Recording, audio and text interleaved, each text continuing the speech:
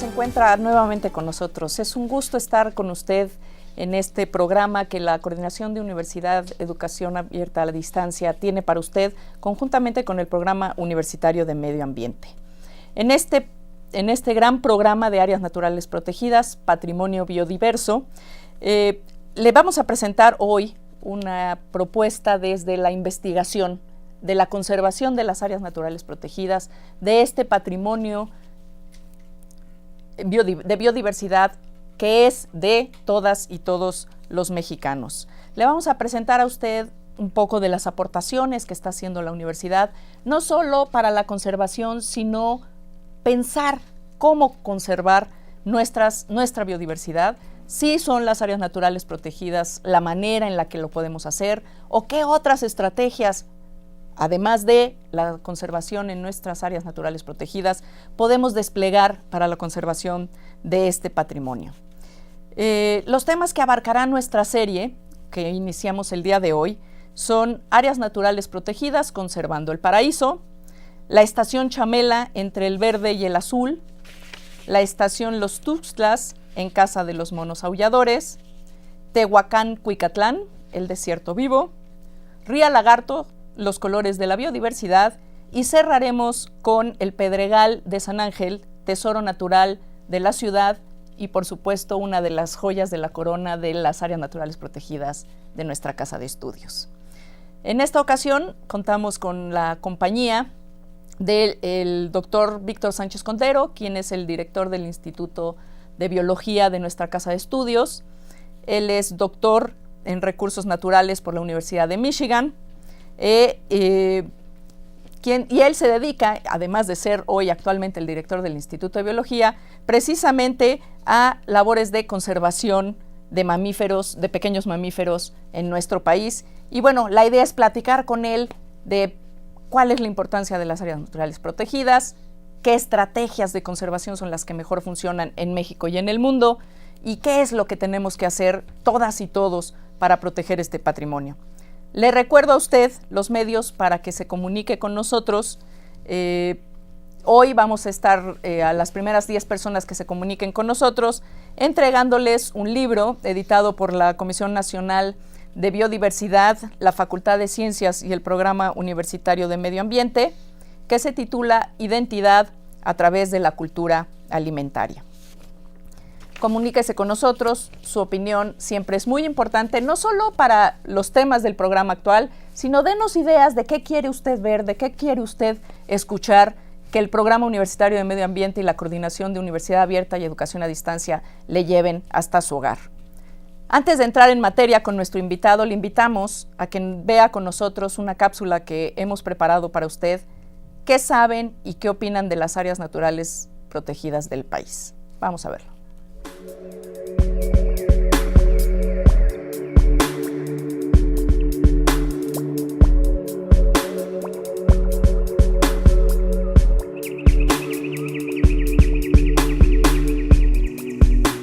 Son áreas que el gobierno pone en alguna parte del país para conservar la flora y fauna que ahí se encuentra. ¿Sabes qué son las áreas naturales protegidas? Sí, bueno, son áreas que no pueden ser tocadas ni utilizadas para beneficiarse por parte del hombre. Son las áreas en las cuales puede haber trabajos sociales, pero de manera sustentable.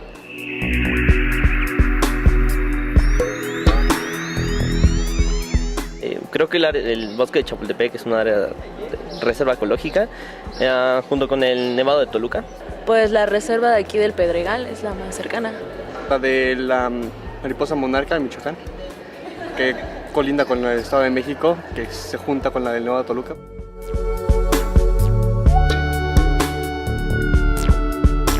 Yo creo que las áreas ecológicas sirven para conservar la biodiversidad, no tanto de plantas como de animales. Preservar a los organismos que habitan en ello, pero darle un uso también a las tierras de manera sustentable, de tal manera que no deteriore el ambiente, pero que se siga manteniendo el espacio.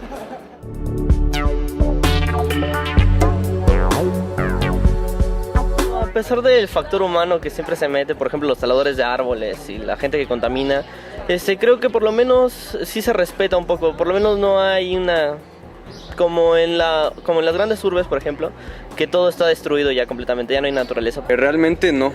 Yo, con base en lo que tengo conocido sobre las áreas, hay muy poco apoyo por parte del gobierno, tanto económico como en cuanto a recursos humanos en este tipo de áreas.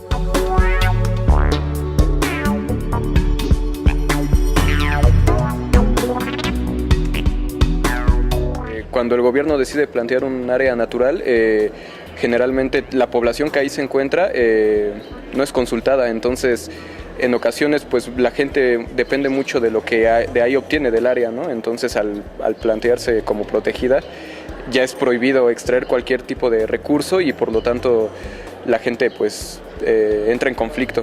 Y generalmente yo pienso que lo más importante antes de plantear un área natural es justamente consultar a la gente a fin de no dañar sus intereses. Teóricamente deberían coexistir, sin embargo la gente siempre quiere más dinero y más y más y más, entonces la naturaleza tiene un límite.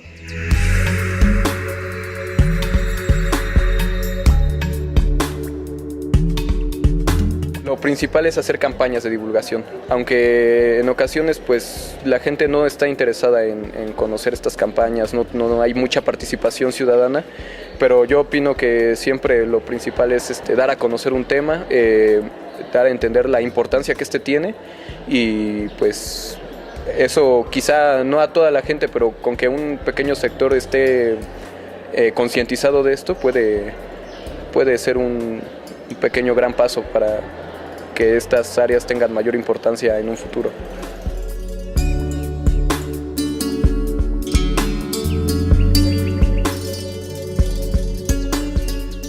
Bueno, pues acaba usted de escuchar la voz de algunos de nuestros estudiantes en la UNAM sobre qué son las áreas naturales protegidas.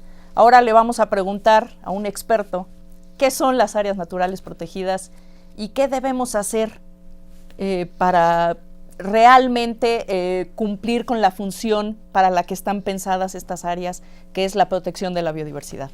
Víctor. Bueno, pues en primer lugar, muchas gracias, Mireya, por esta invitación. Y en efecto, mira, las áreas naturales protegidas de México son el principal instrumento de conservación de la biodiversidad que tiene el gobierno, los diferentes estratos del gobierno, tanto federales como estatales como municipales.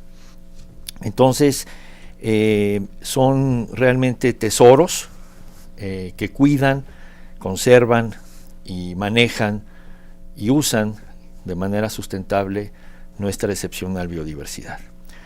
En ese contexto, el gobierno ha establecido un programa, me parece, muy exitoso de decreto de un número muy importante de áreas protegidas en el país. Actualmente se cubre aproximadamente un poco más del 12% del territorio nacional bajo algún esquema. De los esquemas diferentes que existen. Exactamente, de áreas protegidas. Falta muchísimo. Somos un país de megadiversidad biológica y entonces hay áreas todavía que tienen concentrada muchísima biodiversidad y que no tienen todavía un esquema de conservación.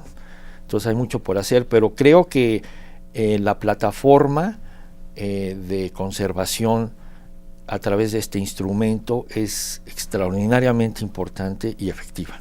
Ese es un punto, creo que tocas un punto muy importante. Si no mal recuerdo, tenemos alrededor de 176 áreas naturales protegidas con diferentes categorías, sí, diferentes instrumentos de conservación.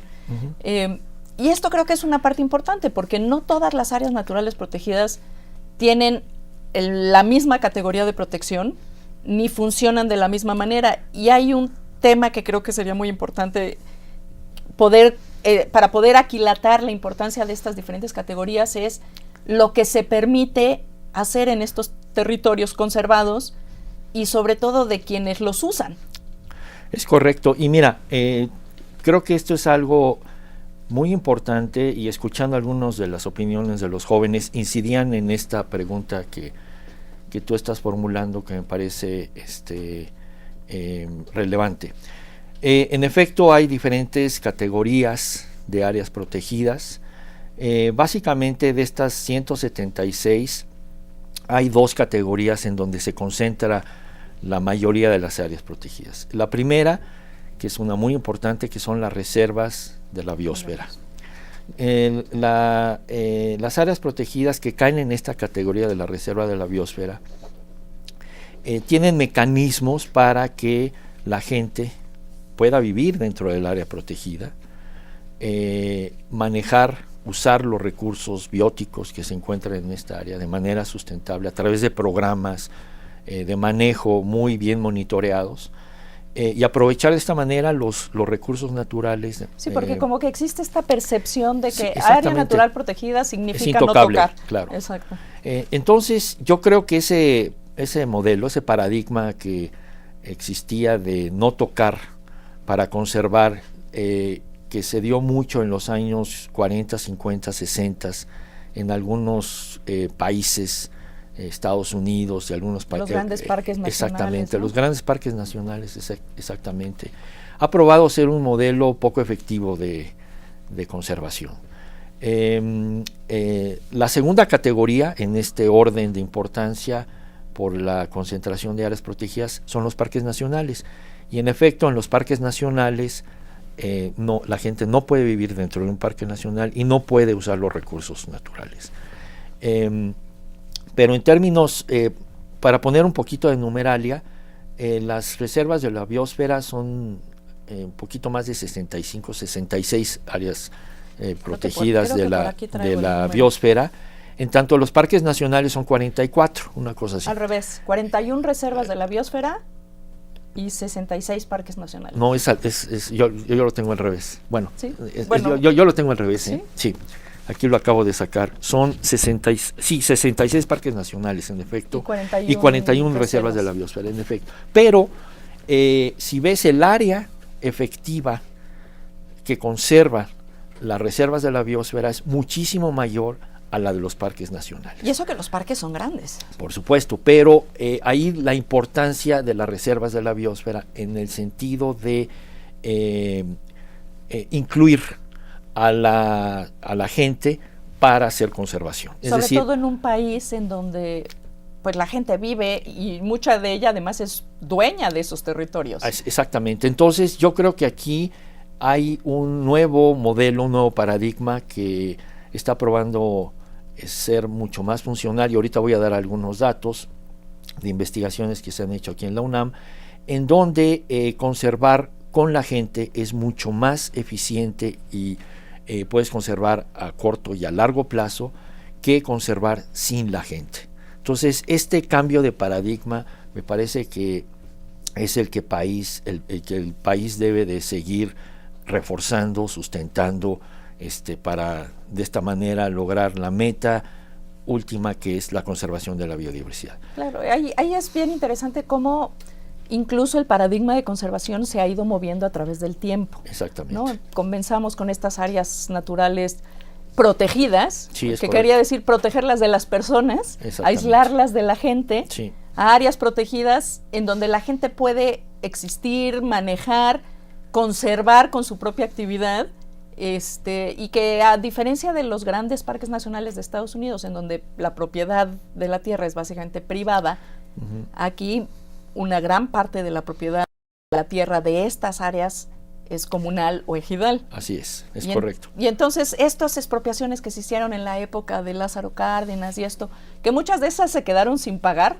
que es uno de los grandes temas de la actualidad de los parques nacionales, es uno de los puntos que nos tienen quizás en algunos casos en problemas, como el caso del Nevado de Toluca, por ejemplo. Sí, claro, pero ¿no? bueno, la explicación es otra. Pero mira, ya déjame regresar un poquito a en qué se sustenta este paradigma de conservar con la gente en lugar de conservar sin la gente. Mira, algunos de los universitarios hemos desarrollado algunas investigaciones para contestar una pregunta básica de gran relevancia, es qué tan efectivas son las áreas naturales protegidas en México para conservar la biodiversidad. Y en este caso particular, mi laboratorio estuvo participando en una serie de investigaciones. ¿Tu laboratorio se llama? Laboratorio de Sistemas de Información Geográfica del Instituto de Biología. Estuvimos interesados en contestar esta pregunta y desarrollamos investigación en el sentido de ver la efectividad de las áreas protegidas para conservar la biodiversidad dependiendo de la categoría. En función de su categoría. En función de su categoría. Y los datos, los análisis de los datos reflejan de manera extraordinariamente contundente que las reservas de la biosfera son las áreas protegidas más efectivas en conservar la biodiversidad, que la medimos en términos de prevenir cambio de uso de suelo, comparada con el resto de las categorías, sobre todo con los parques nacionales. Claro. Los parques nacionales fueron la categoría menos efectiva. Entonces, en estos resultados, con otros resultados de otros colegas, vienen a sustentar la idea de que afortunadamente el modelo que se ha seguido de establecer reservas de la biosfera en donde la gente puede vivir, puede usar los recursos de manera sustentable, es el modelo que ha probado ser más efectivo para conservar la biodiversidad. Muy bien, pues vamos a ir a otra cápsula para que vea usted cuáles son las funciones y las clasificaciones de áreas naturales protegidas y sigamos con esta discusión de cuál es la más efectiva de las protecciones que tienen nuestras áreas naturales protegidas.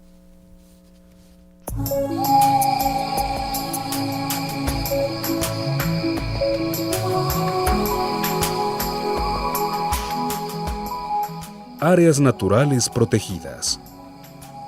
Las áreas naturales protegidas son un mecanismo de conservación de los ecosistemas y áreas donde habitan organismos endémicos del país. Se establecen en una zona de cobertura y representatividad biológica determinadas, cuyo límite territorial se establece mediante un decreto de protección. México cuenta con 176 áreas naturales protegidas, distribuidas en todos los ecosistemas del país, lo que representa una extensión de 25 millones de hectáreas del territorio nacional, marino y terrestre. Estas áreas conforman un sistema integral que involucra a los tres órdenes de gobierno, a la sociedad civil y, en particular, a las comunidades rurales, indígenas e incluso urbanas que habitan en dichas regiones. La institución responsable directamente de estas áreas y del Plan de Conservación del Gobierno Federal es la Comisión Nacional de Áreas Naturales Protegidas, CONAMP, organismo desconcentrado de la Secretaría de Medio Ambiente y Recursos Naturales, Semarnat. El propósito de las áreas naturales protegidas es generar una dinámica participativa, solidaria y efectiva entre diferentes actores para lograr el balance entre la conservación del patrimonio natural del país y el mejoramiento de la calidad de vida de las comunidades asentadas en ellas. La CONAMP también busca mitigar los impactos negativos a los ecosistemas y su biodiversidad, así como garantizar la conservación de las especies en riesgo mediante un esquema sustentable de protección, manejo y restauración. En el contexto actual de crisis ambiental global, la constitución de áreas naturales protegidas representa un esfuerzo por revertir los daños ecológicos derivados de las acciones humanas, además de ser un mecanismo para armonizar las necesidades sociales y económicas, conservando al mismo tiempo la riqueza ambiental del planeta para que las generaciones futuras puedan disfrutar de este legado.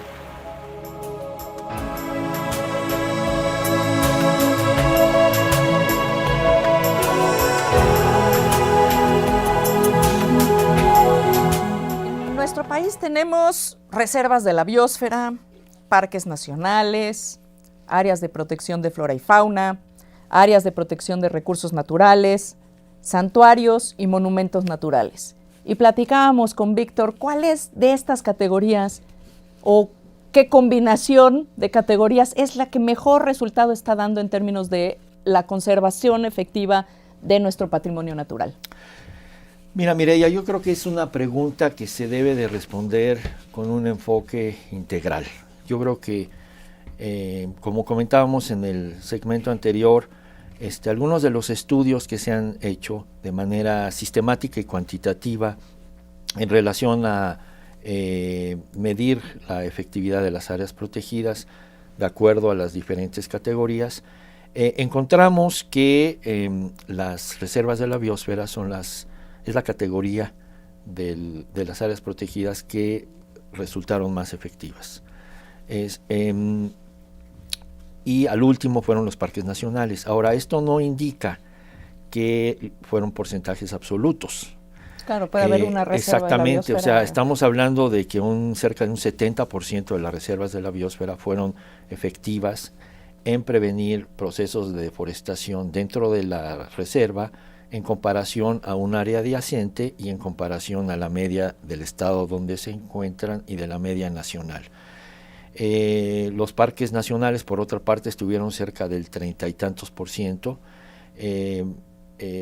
Comparando los dos porcentajes, en efecto hay una diferencia, pero eso también indica de que hay parques nacionales que con ese enfoque de no tocar, también conservan especies críticas importantísimas de que cualquier alteración ambiental puede llevarlas a la extinción. Entonces me parece que necesitamos tener una visión integral. Y un balance, ¿no? Un balance en este contexto en donde todas estas categorías están cumpliendo una función importantísima, muy relevante de conservación. En la diversidad está el gusto también en términos de cómo conservar. Es correcto.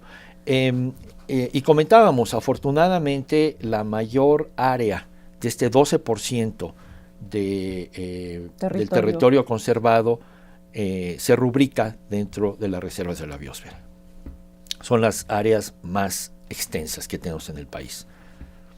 Son las que más cobertura tienen, más aparte área de que geográfica. son numerosas. Exactamente. El área geográfica que, claro, porque y eso también te lo permite esta concepción de la conservación en donde se incluyen comunidades o grupos poblacionales dentro del área de conservación.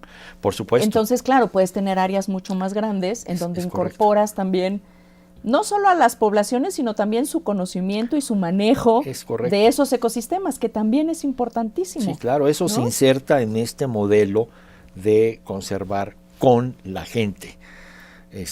Yo creo que ahí esa palabra con es estratégica en el sentido de aprovechar desde el conocimiento profundo que tienen muchas comunidades sobre la biodiversidad in situ hasta planes de manejo mucho más extensivos en donde la gente esté aprovechando los recursos naturales de manera sustentable. Entonces, ese con la gente tiene una gama de una diversidad importantísima en los usos y costumbres de cómo estas poblaciones han estado usando de manera sustentable nuestra biodiversidad. Y no solo utilizando, ¿no? Sino también manipulando la diversidad. Es correcto. Y en muchos casos, pues generando más diversidad que no solo es biológica, sino también cultural. Exactamente. ¿No? En términos del conocimiento que se produce a partir de esta interacción entre las poblaciones y las plantas, y los animales, y el sistema, por eso, ¿no? Tenemos que tener una visión integral. Porque son sistemas extraordinariamente complejos, tanto el sistema natural como el sistema social, y que van intrínsecamente entrelazados. Entonces es una visión integral pues de un sistema complejo. Claro. Muy complejo, muy complejo, ¿no? Porque realmente las interacciones, incluso las abióticas, ¿no? Todo el elemento abiótico, el biológico y el social juegan un gran papel, y el económico, que no podemos obviar. Y en términos de investigación, ¿cuál es la importancia de que existan estas áreas naturales protegidas para la investigación? Bueno, mira, yo creo que esa es una situación estratégica para el estudio de biodiversidad. Como referíamos anteriormente, México cuenta con una excepcional biodiversidad básicamente rubricada no solamente en el número de especies que se distribuyen en nuestro país, sino en el componente de su biodiversidad. Tenemos una proporción extraordinariamente alta de esa biodiversidad de especies endémicas, es decir, de especies que se distribuyen exclusivamente en México. Entonces, en ese contexto, la ubicación geográfica de estas 176 áreas naturales protegidas cubre la mayoría de los ecosistemas, pero aún son insuficientes. Hay áreas todavía que no cuentan con ¿Sistema de protección? un instrumento de conservación y que contienen una altísima biodiversidad. Por ejemplo, ¿en qué estás Hay pensando? todavía, por ejemplo, algunas zonas del desierto chihuahuense que concentran una diversidad y una riqueza de especies endémicas, tanto de plantas como de animales, que no tienen un instrumento de conservación. Inclusive hay algunas zonas tropicales. Específicamente me refiero al bosque tropical caducifolio, a la selva baja caducifolia que se llama. Ese es uno de los ecosistemas de los más ricos biológicamente que tenemos y que proporcionalmente contiene la menor área protegida dentro de ese ecosistema. La universidad tiene una estación biológica. Contamos, ¿no? El Instituto de Biología cuenta con una excepcional estación biológica ubicada en el estado de Jalisco, la estación de Chamela. Contamos con otra, que es una estación que representa este bosque tropical caducifolio, la selva baja caducifolia, y tenemos otra estación también espléndida, importantísima, en los Tuxtlas, en el estado de Veracruz, en donde la intención es conservar la selva alta perennifolia. Y aprovechando, Mireya, voy a hacer aquí una propaganda. Las dos estaciones, tanto de Chamela como de los Tuxtlas, son los sitios biológicamente más estudiados del país por mucho. Y esto ha sido gracias a que muchísimos universitarios han dedicado muchas horas y grandes esfuerzos para estudiar la biodiversidad que hay en ambas estaciones. Esa es una de las relevancias de contar con estas estaciones. Definitivamente. Biológicas in situ, ¿no? Definitivamente. En el lugar donde se pueden hacer investigaciones de largo plazo, donde se tienen inventarios de largo aliento que te permiten realmente aprender a manejar estos sistemas. Exactamente. ¿No? Entonces, como dice el dicho biológico, conocer te permite conservar mejor.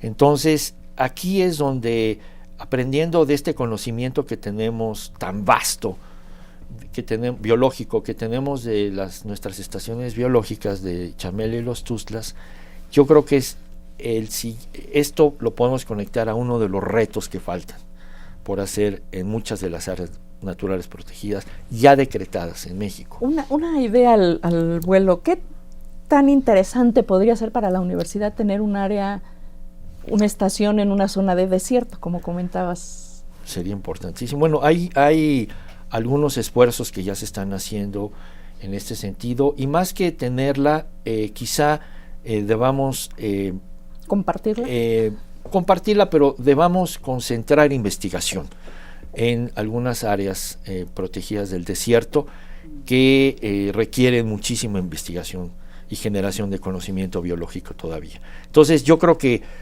se pueden hacer las dos cosas, pero definitivamente el brinco de conocimiento, del estado de conocimiento que se tiene, biológico que se tiene de los Tuxtlas y Chamela hacia otras áreas es muy grande. Entonces hay que empezar a cerrar esos huecos de información y hacer investigación mucho más activamente en otras áreas protegidas del desierto y del trópico mexicano. Y de otras áreas. Bueno, vamos a una pausa y regresamos con nuestra charla del día de hoy, las áreas naturales protegidas en nuestro país.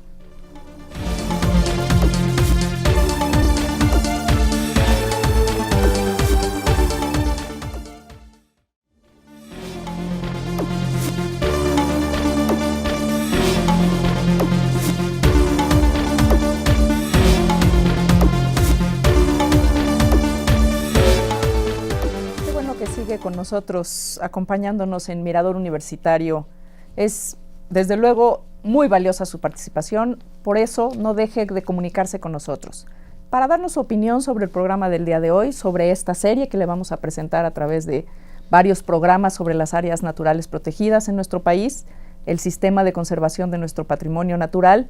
Y le recuerdo que el día de hoy estamos regalando a las 10 primeras personas que se comuniquen con nosotros un libro que se denomina Identidad a través de la cultura alimentaria, que es una coproducción, una coedición entre la Comisión Nacional de la Biodiversidad, la Facultad de Ciencias y el Programa Universitario de Medio Ambiente. Comuníquese con nosotros. Su opinión siempre es muy valiosa.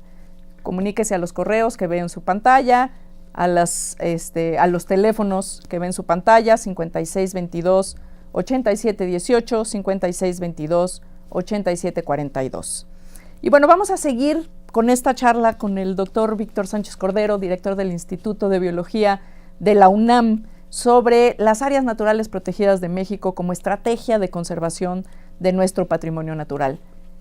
Y, Víctor, ¿qué sigue? ¿Qué sigue en el esquema de conservación?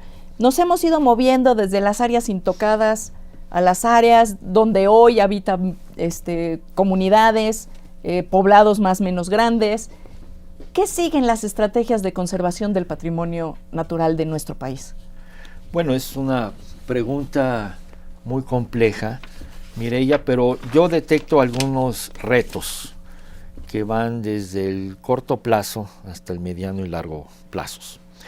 Creo que las áreas naturales protegidas cumplen una función importantísima. Son los principales instrumentos de conservación de biodiversidad que tiene el país y funcionan bastante bien, yo diría muy bien. Obviamente hay problemas que hay que estar atendiendo, pero es una plataforma de una estructura en donde tenemos ya un porcentaje muy importante del territorio nacional con alto contenido de biodiversidad concentrado. Y protegido, por supuesto. Entonces, la pregunta es, ¿solamente nos debemos de ir por esa vía de áreas naturales protegidas o debemos de buscar otros instrumentos de conservación que complementen a las áreas naturales protegidas? Yo creo que debe de ser una combinación de las áreas naturales protegidas con otros instrumentos de conservación, y voy a dar un ejemplo muy concreto. Hay otros instrumentos de conservación, hay las reservas comunitarias, las reservas campesinas, las UMAS, las unidades de manejo ambiental, las áreas de conservación por pago por servicios ambientales, etcétera, etcétera. Hay una serie de mecanismos y de estrategias que pueden combinarse y complementarse de manera muy creativa con las áreas naturales protegidas. Mira, yo te voy a poner un ejemplo. El estado de Oaxaca es uno de los estados con mayor biodiversidad que hay, no solamente en México, sino en Mesoamérica. Y diversidad cultural, ¿no? Y diversidad cultural, ahí coinciden, es lo que platicábamos, ahí claro, consiguen de una manera muy, muy interesante. Entonces, la pregunta es cómo conservar esta excepcional biodiversidad en Oaxaca. Si solamente nos quedáramos con las áreas protegidas decretadas dentro del estado de Oaxaca, serían insuficientes para conservar toda la biodiversidad de Oaxaca. Entonces, nosotros hicimos un estudio, me parece interesante, en el sentido de agregar instrumentos de conservación que ya existen en Oaxaca, como los que mencionábamos anteriormente, y preguntarnos si con las áreas protegidas ya decretadas en Oaxaca, sumándole estos instrumentos de conservación, qué tanta biodiversidad se protegía. Y resultó ser que estamos hablando de un 80 al 85% de la biodiversidad de Oaxaca se conservaría si se combinaran de manera mucho más articuladamente estos diferentes esquemas. Estos esquemas. Yo creo que esta idea de combinar diferentes estrategias podía replicarse en otras áreas del país y de esta manera garantizar de manera más eficiente la representatividad de las áreas protegidas en México para conservar la biodiversidad. Debemos de recordar una cosa, Mireya, muchas áreas naturales protegidas decretadas se decretaron con otros criterios que no fueron por su contenido de biodiversidad, se decretaron con criterios ad hoc, en el sentido de que pues había que conservar una sierra o había que conservar un área que estéticamente llamaba la atención a algunas gentes. Y el área natural como recurso de contención. Es correcto, exactamente. La ocupación de pero esos no espacios por su contenido de biodiversidad. De Entonces, se han hecho estudios. Hay un estudio muy importante hecho por la CONABIO, por la Comisión Nacional del Conocimiento y Uso de la Biodiversidad, en donde se analizó qué tan representada estaba la biodiversidad mexicana dentro de las áreas naturales protegidas. Es un punto bien interesante. Y claro. Hay un déficit. Tenemos Nos un déficit. falta todavía. Si nada más nos quedamos con las áreas naturales protegidas, no vamos a conservar toda nuestra biodiversidad.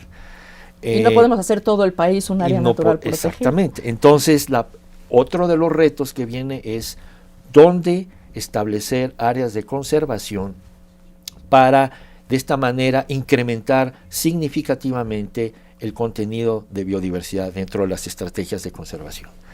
Y afortunadamente hay investigaciones que van encaminadas en ese sentido, de tal manera que podamos priorizar áreas adicionales a las áreas naturales protegidas para incorporarlas en mecanismos de conservación de biodiversidad. Y en este contexto parece que estos nuevos modelos, estas nuevas ideas que están permeando en la literatura científica van encaminados a establecer redes de áreas de conservación que incluyan áreas naturales protegidas decretadas, otros instrumentos de conservación y que estén interconectados entre ellos para darle viabilidad ecosistémica a la biodiversidad. Así es, justo ese es el tema, conectividad. Regresamos después de esta otra cápsula que tenemos preparada para usted, México Megadiverso. ¿Por qué es urgente? Conservemos nuestra diversidad biológica.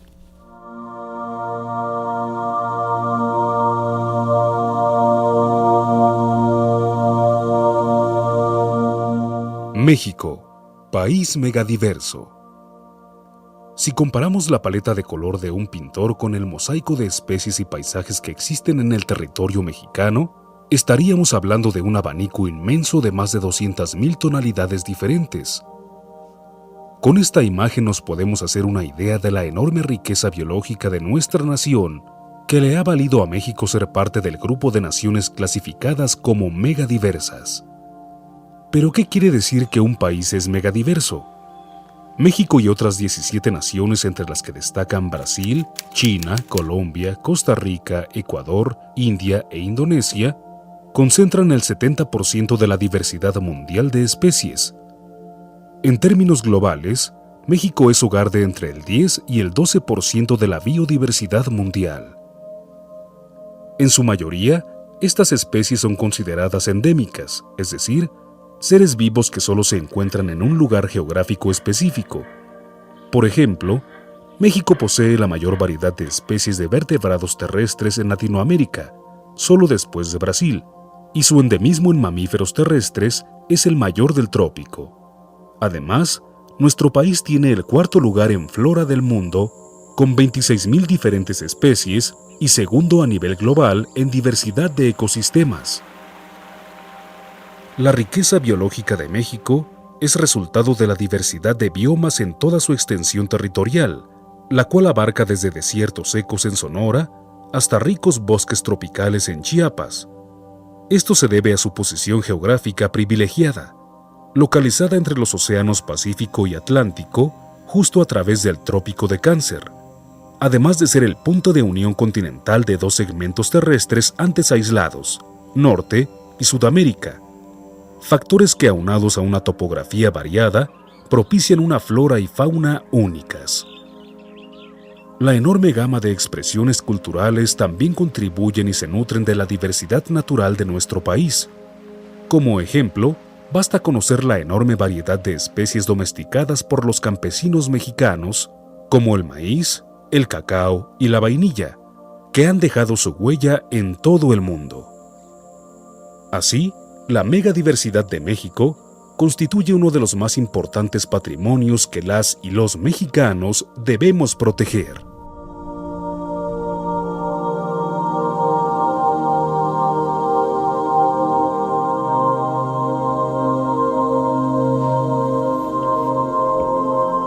Qué gusto que sigue con nosotros acompañándonos en este programa sobre el patrimonio biológico de nuestro país. Estábamos tratando de hilar este asunto de hacia dónde va el futuro de las áreas naturales protegidas de nuestro país y el tema de cómo potenciar la conservación de nuestras áreas biodiversas, mega biodiversas en nuestro país. Y uno de los temas que estábamos apuntando es al tema de cómo conectar nuestras áreas naturales protegidas, porque pareciera también, cuando uno ve el mapa de pronto de las áreas naturales protegidas, que son parches, ¿no?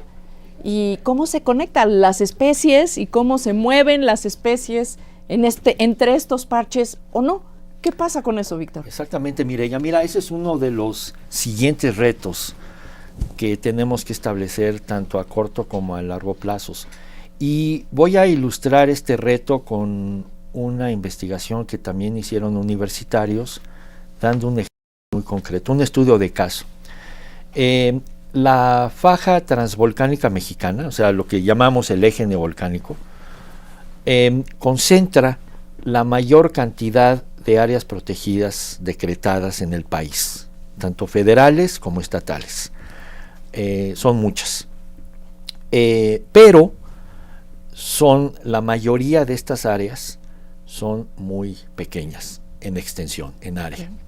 Entonces, si uno se va simplemente a la numeralia, pues diríamos que la faja transvolcánica mexicana tiene una representación de conservación de biodiversidad bastante buena, importante, etc. No es así, porque, insisto, muchas de esas áreas protegidas ya decretadas son demasiado pequeñas como para garantizar la permanencia de esa excepcional biodiversidad a largo plazo. Entonces, una alternativa para garantizar esta inclusión de biodiversidad en esta importantísima región del país, que entre paréntesis es una de las más ricas biológicamente del país. ¿Por qué no le explicas un poquito a nuestro público por qué es excepcional esta zona en diversidad biológica? En el país y en el mundo, ¿no? Y en el mundo, por supuesto. Mira, es una de las zonas de transición biogeográfica. Es decir, en esta parte del país confluyen la fauna y flora que viene neártica, que viene del norte, que se distribuye en el norte, y la fauna y flora neotropical, que es la del trópico exactamente del sur y que viene mucha de ella de Sudamérica.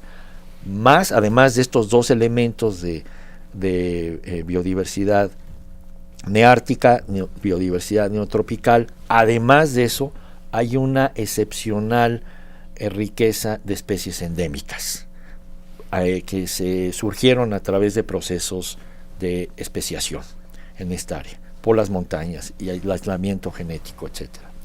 Entonces es un área estratégica desde el punto de vista de biodiversidad.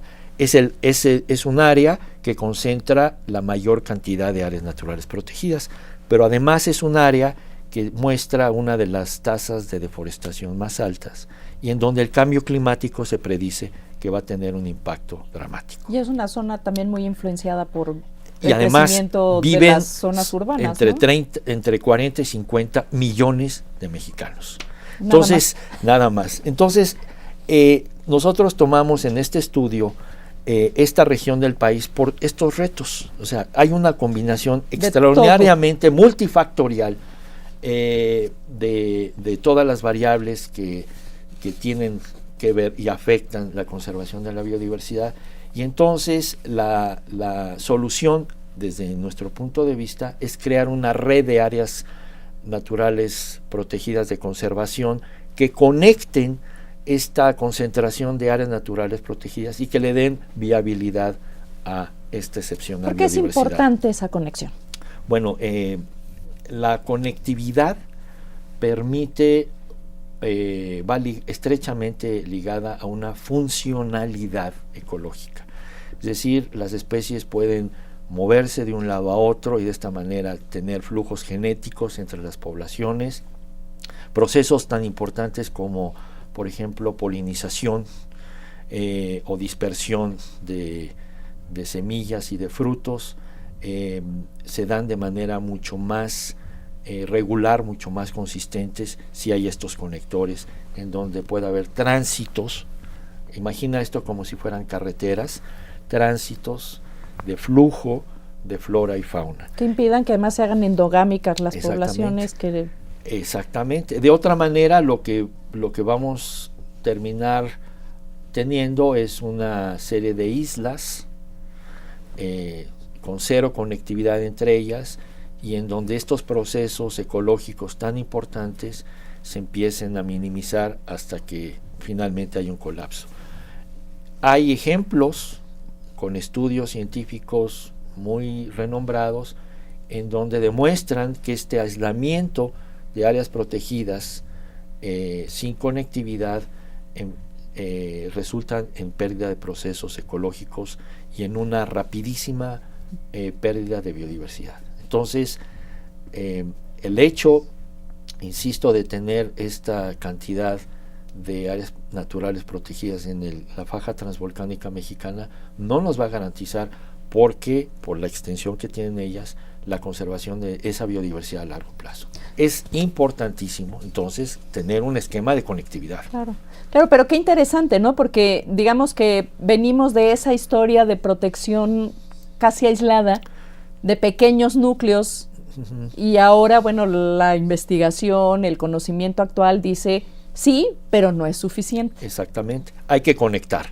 Ese es el otro de los retos que la comunidad científica ha hecho voz hacia la institución encargada de las áreas naturales ¿Y cómo protegidas. riñe esto con los 30 o 40 millones de personas que viven en estos espacios? ¿Cómo tenemos o qué esquemas podemos hacer, más allá de la educación, la información, etcétera, para poder conservar realmente estos territorios? Claro, bueno, mira, yo creo que ese es un tema muy relevante, y hay ejemplos también, afortunadamente. Algunas de las áreas protegidas ejemplares que por sus programas de uso sustentable de los recursos ocurren en esta parte del país.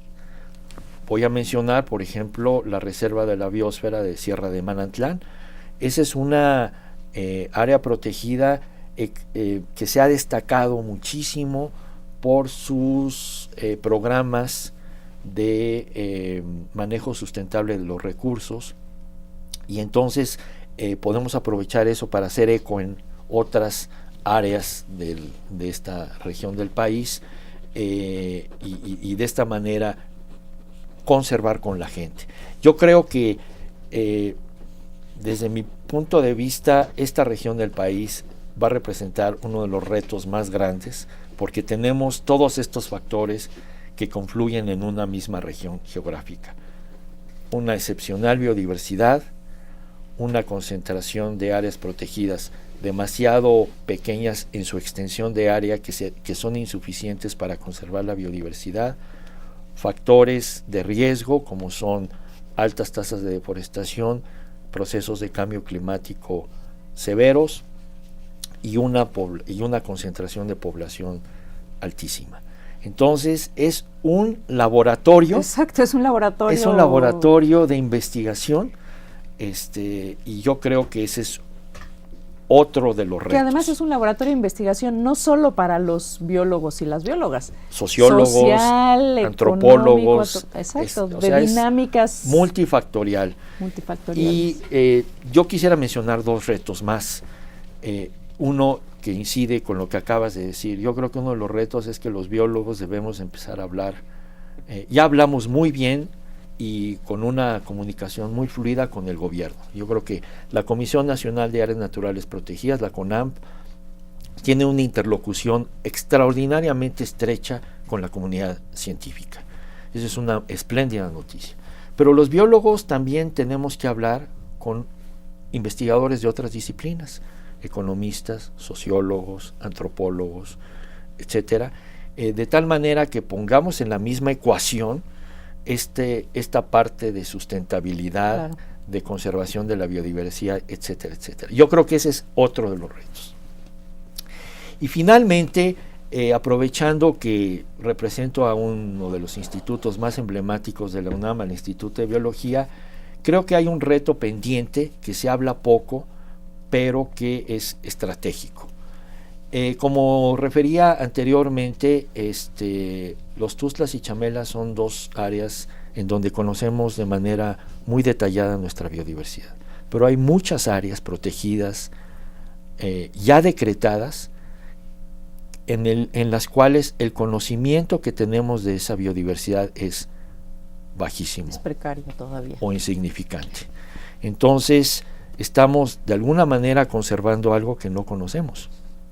Que intuimos que está. Que intuimos que tiene una altísima biodiversidad, pero que no hay los estudios científicos para calibrar el contenido de esa biodiversidad. Entonces, yo creo que inventarios biológicos en muchas áreas protegidas están todavía pendientes y debe de ser uno de los retos, debe de ser uno de los compromisos de nuestra universidad y de otras universidades y centros de investigación para elaborar y hacer inventarios biológicos, pues idealmente en todas las áreas naturales protegidas del país. Regresamos al dicho que decías, ¿no? Conocer para conservar. Exactamente. Entonces, si no conocemos del todo la riqueza biológica que hay en nuestro país, no podemos conservarla pues ni usarla. Incluso hay cosas que ni siquiera sabemos. Es correcto. Que estamos perdiendo. Así es. ¿No? Así es. Entonces, yo creo que pues estos son algunos de los retos, como verás, Mireya, y verá el público, son retos pues muy se antojan pues desde el punto de vista científico, que por los cuales debe de transitar en los próximos años toda esta estrategia nacional de conservación de la biodiversidad. Y yo creo que en este sentido es muy importante para el público que nos escucha, sobre todo jóvenes que están pensando qué desean hacer en su futuro, pues aquí hay todo un área de oportunidad, hay todo un área del conocimiento. Uno piensa que ya la biodiversidad del país está descrita, que ya conocemos todas las plantas, los animales, los hongos, etcétera, que existen en nuestro país, y todavía falta muchísimo trabajo por hacer. Así es que si usted está dudando a qué se quiere dedicar, pues aquí Víctor y yo le queremos convencer. Sí, visiten el Instituto de Biología. De que vaya. Y bueno, en quería que comentaras los festejos del Instituto de Biología. Estamos conmemorando un aniversario más de esta institución. Claro, por supuesto, y aprovecho el espacio, Mireya, gracias, para comentarle al público que este año el instituto festeja los 85 años de aniversario desde su fundación en 1929. Y tenemos una serie de eventos muy importantes. Tenemos exhibiéndose colecciones, las colecciones biológicas nacionales en el Palacio de la Autonomía, que está ubicado en el centro. Y por favor visiten al instituto, visiten nuestras colecciones, son los acervos biológicos más importantes del país. Ahí está la biodiversidad de nuestro país. Vaya usted, no se pierda esta oportunidad y siga viendo esta serie del patrimonio biológico de nuestro país. Muchísimas gracias, Víctor, por estar hoy aquí con nosotros. Al contrario, un placer, Mireya. Muchas gracias a ti. Muchas gracias a usted que nos acompañó en este programa y no nos abandone en el resto de la serie. Muchísimas gracias. Hasta pronto.